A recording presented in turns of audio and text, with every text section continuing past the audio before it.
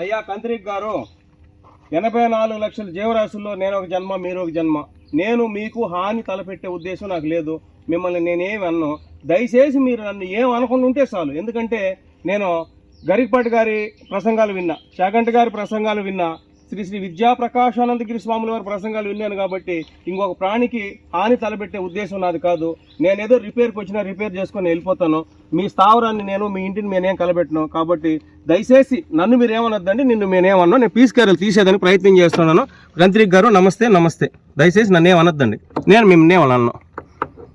ధన్యవాదాలు కంత్రిక్ గారు, మీరు నాకు సహకరించినందుకు సదా మీకు నేను కృతజ్ఞత భావంతో ఉంటాను. నా చెయ్యి మీ పక్కన దగ్గరున్న మీరు ఎందుకు స్పందించలేదంటే అది నా కళ్ళల్లో మీరు సూటిగా చూసినా చెడు చేసే గుణం నాలో లేదంటే నేను ఎన్నో ఆధ్యాత్మిక విషయాలు వినుండాను, ఆచరిస్తున్నాను. కాబట్టి దయచేసి మీరు నా చెయ్యి కూడా మీకు అందించినాను. దయచేసి మీరు నన్ను ఏమనొద్దండి. ఓకే, ధన్యవాదాలు కంత్రిక్ గారు, ధన్యవాదాలు. నమస్తే. నమస్తే. నమస్తే.